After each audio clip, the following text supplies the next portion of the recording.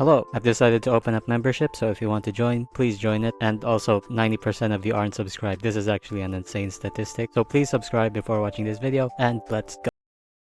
Today, we will be talking about Robin, the newest 5-star Harmony character in Star Rail, and I'm going to be doing this in a pull or skip format, meaning I will pull up advantages and disadvantages that you may consider in pulling Robin as a free-to-play player. Of course, if you're looking at this video, I'm assuming you don't care about how she looks and you're just pulling for meta, so we're gonna go off of that. I don't, why forward meta, whatever, I don't care.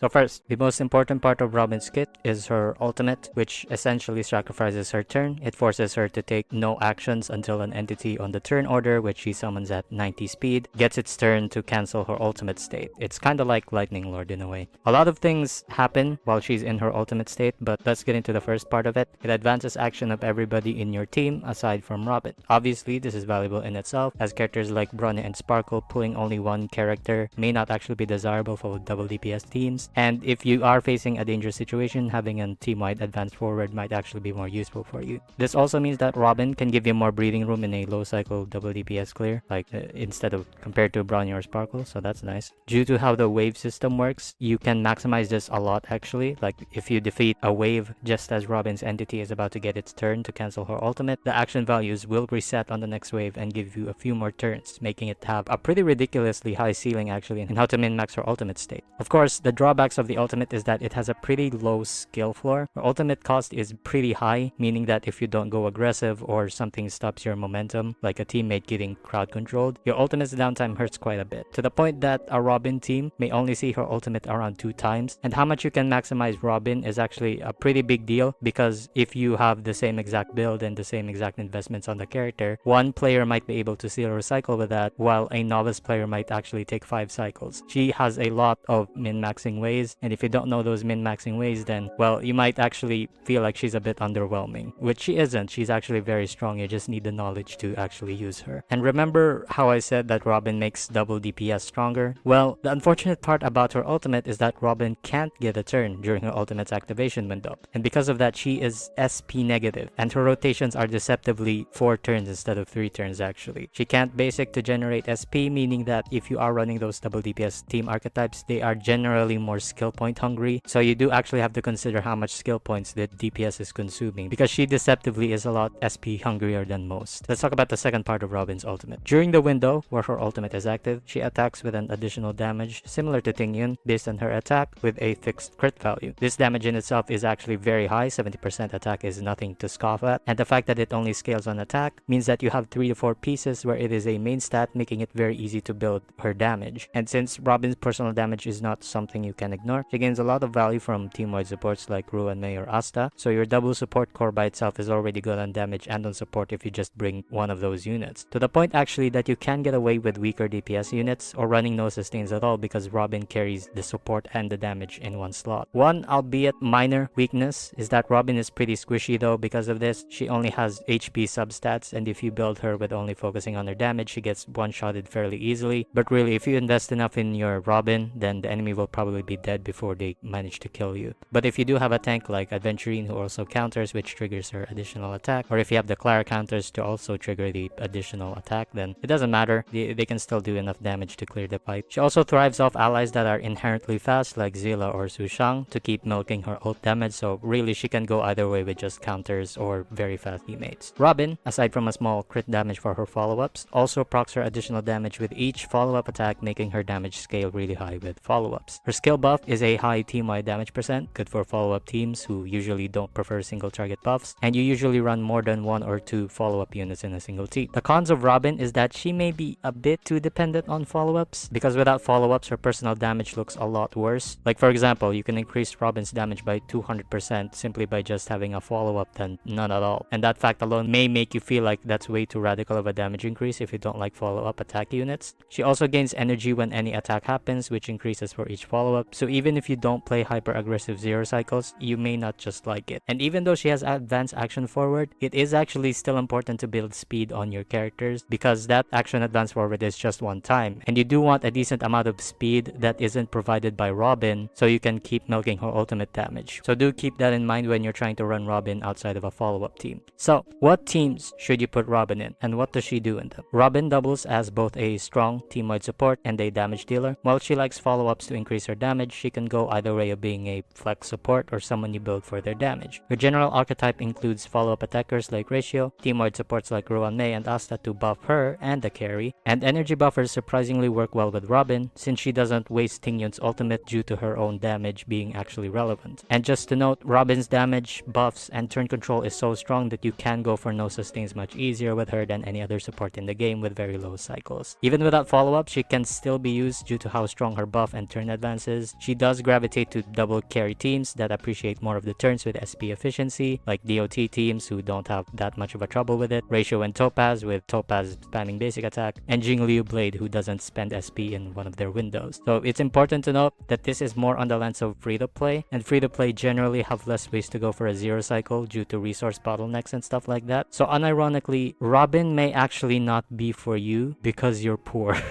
That is a really big oversimplification, okay? I just want to clear that up. But Robin's effectiveness just varies a lot with your build strength and even your skill as a player. Because, again, if you put the same build and make a different player play that build, you may actually see the difference in skill in most players than not. Because again, Robin is very much tied to how much knowledge you have of the game, and she's not particularly a very simple character to play in terms of maximizing. Like, she's not Sparkle where you just kind of spam her skill and just YOLO through it. No, she's very much different from her. And you may not actually see the hype at all if your artifact quality just isn't up to par with Robin's best teams of zero cycling. I mean, just temper your expectations, especially if you're a free-to-play player. Don't think that Robin will magically make you zero cycle if your artifacts are bad. But anyway, I hope you guys liked that video. Again, just as a reminder, I did open up membership, so join if you want to. Subscribe, because I don't know why 90% of you are not subscribed to me. That's kind of weird. And see you later. Bye bye.